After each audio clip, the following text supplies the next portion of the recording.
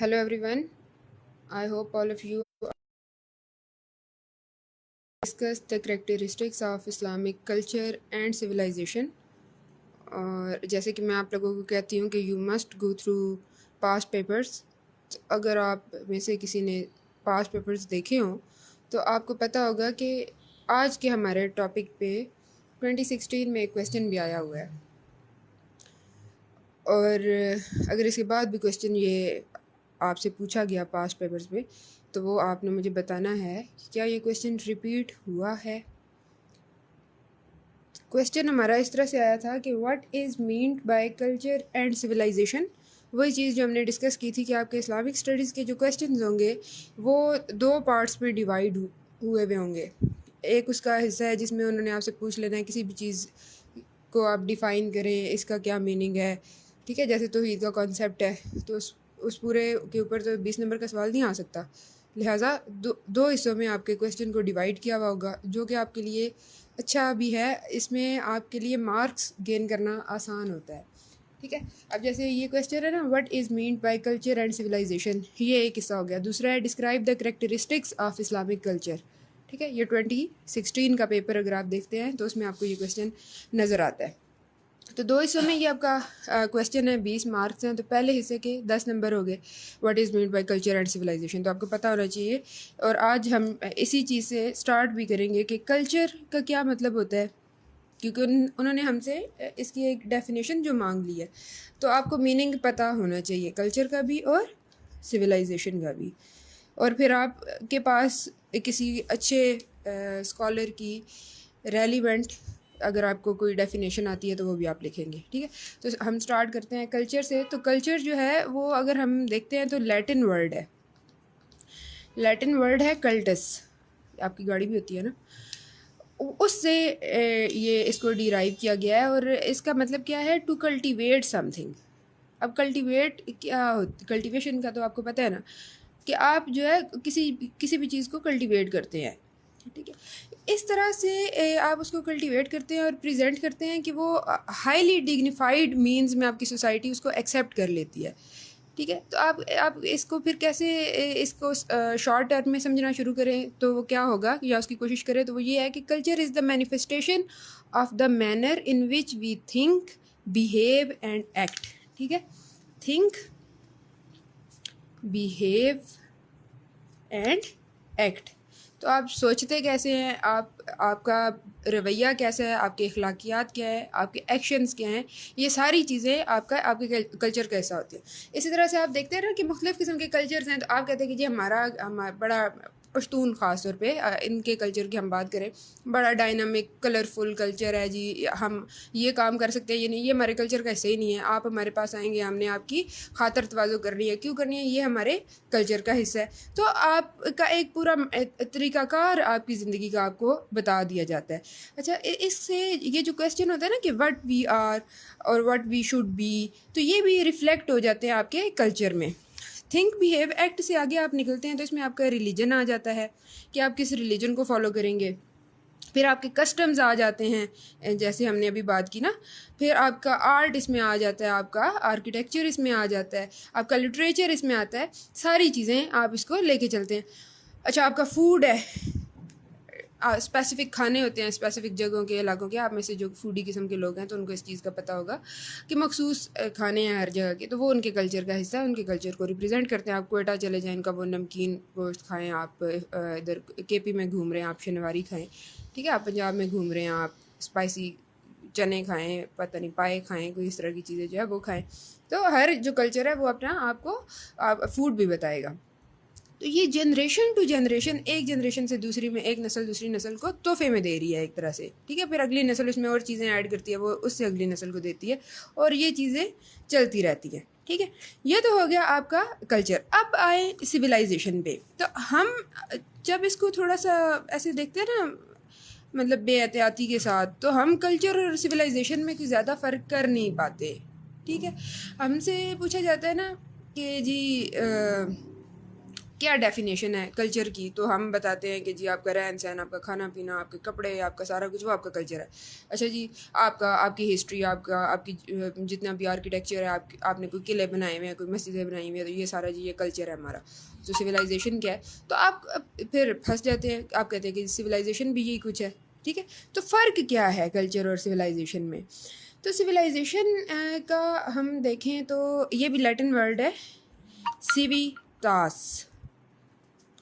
इसकी क्या मीनिंग है? इसकी मानी है रिजाइड्स इन अ टाउन। आप किसी एक टाउन में या किसी जगह पे रह रहे हैं, ठीक है, उसको आप बोलेंगे कि ये इससे आपका सिविलाइजेशन का आगे देखते हैं कहानी कैसे शुरू होती है।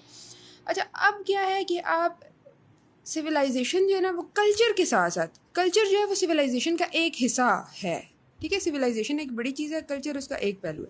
क्योंकि जो सिविलाइजेशन है उसमें आपका सबसे पहले तो आपका कल्चर आ गया, फिर इसमें आपकी साइंस आ गई कि क्या आपने कोई इल्म हासिल किया। ठीक है, साइंस के मैदान में आपने कुछ किया हो, कोई कीमियादान हो, आपका केमिस्ट हो, आपका कोई किसी ने कोई एस्ट्रोनॉमी में कोई अपना नाम बनाया हो, वो सारे इसमें आ गए। फिर आपकी एडमिनिस्ट्रेशन आ जाती है।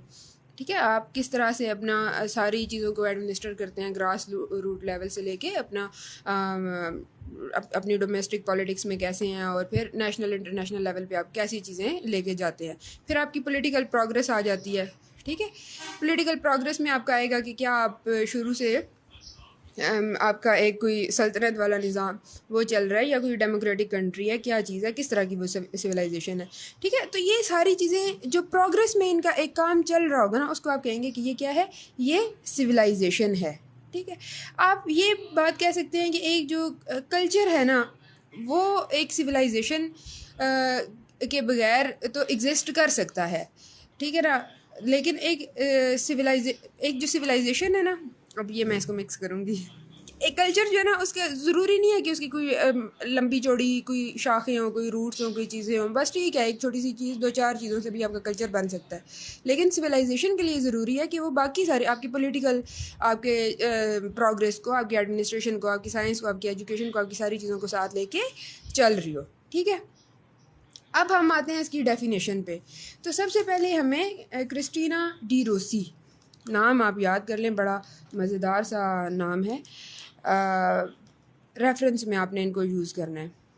अब ये तरीका ना, इसी तरह से जब आप अपना क्वेश्चन अटैम्प्ट करते हैं तो उसमें आपके कोई मार्क्स नहीं काट सकता और आपको नंबर फिर अच्छे मिलते ही मिलते हैं।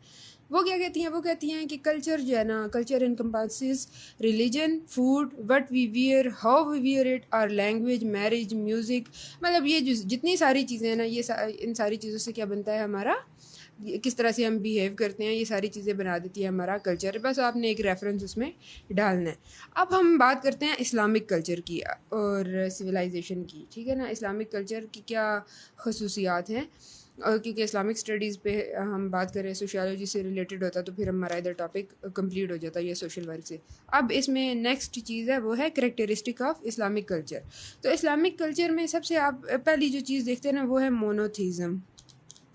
मोनोथीज़म से क्या मुराद है कि एक खुदा के ऊपर हमारा यकीन है। ये जो इस्लामिक कल्चर वाली सारी कौम है ना, ये जिस रिलीजन को फॉलो करते हैं उसमें एक खुदा का कॉन्सेप्ट है। ठीक है, सूरत इखलास में भी है, से he is Allah who is one the sustainer of the world, कि आपका जो है ना वो अल्लाह एक ही है। आप एक से मतलब किसी तरह की कोई शराकतदारी इस इस्लामिक कल्चर का हिस्सा नहीं है। दूसरा जो पॉइंट है वो है जी प्रॉफिटहुड। प्रॉफिटहुड से क्या मुराद है जी, क्या इसका ये मतलब है कि जी इनके पास नबी तो 1 लाख कोई 24,000 मैसेंजर्स आए हैं अल्लाह के, तो आप ये प्रॉफिटहुड से ये मुराद है कि जी आए हैं बिल्कुल 1,24,000 मैसेंजर्स आए हैं, उसमें से जो प्रॉफिट मोहम्मद हैं वो आखिरी नबी हैं, और उनके बाद किसी नबी ने, किसी रसूल ने नहीं आना। तो यहाँ पे आप इस चीज़ के ऊपर ये लोग यकीन रखते हैं। और इसके साथ आपके पास जो है वो कुरान में भी ये आयत मौजूद है कि Muhammad is not the father of any of your man, मर्दों में से वो किसी के बाप नहीं है, but he is the apostle of Allah and the last of profits.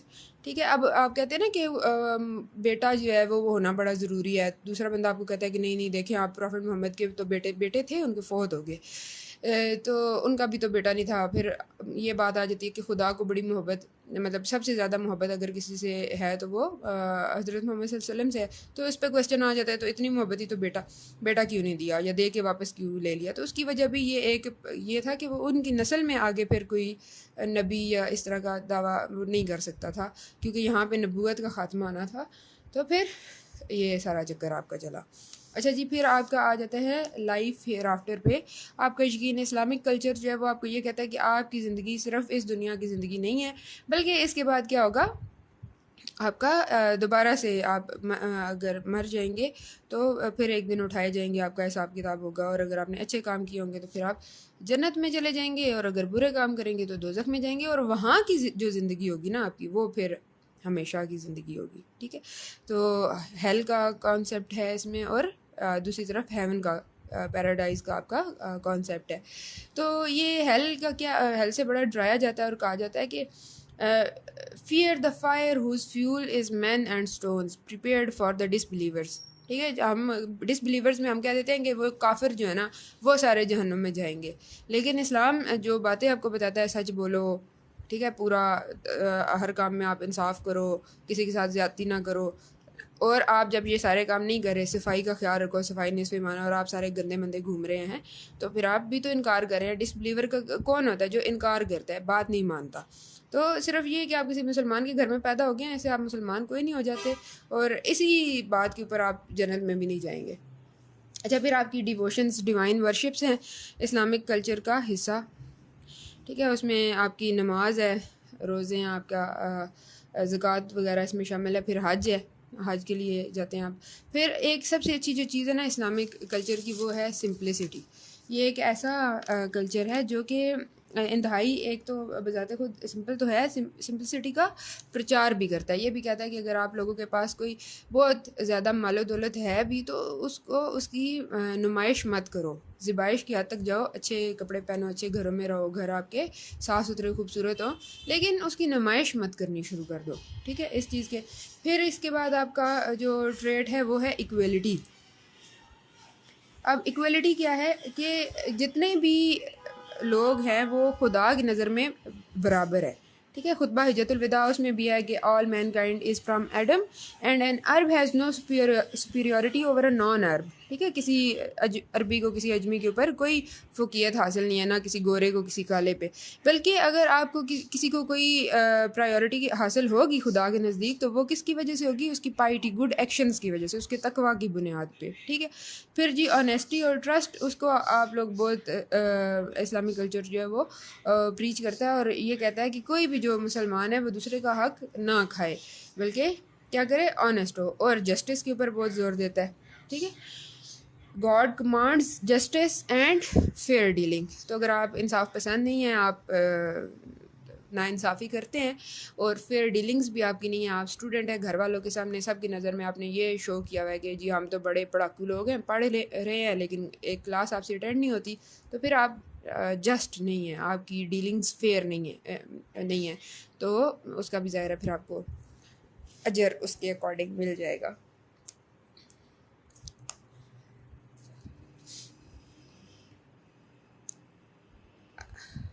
अब जी, वो मैंने आपके साथ टॉप इसके से रिलेटेड रीडिंग मटेरियल शेयर किया था, और उसको आप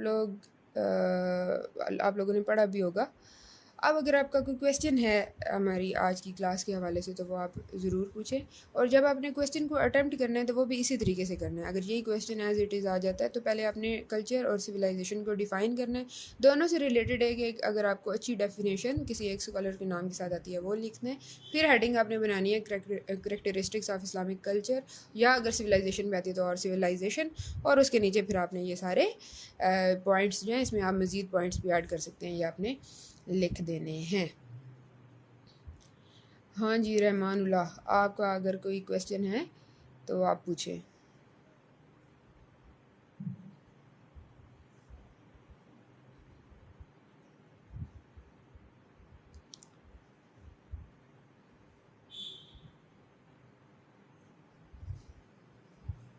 चलें जी, कोई क्वेश्चन नहीं है तो फिर बेस्ट ऑफ लक और गुड बाय।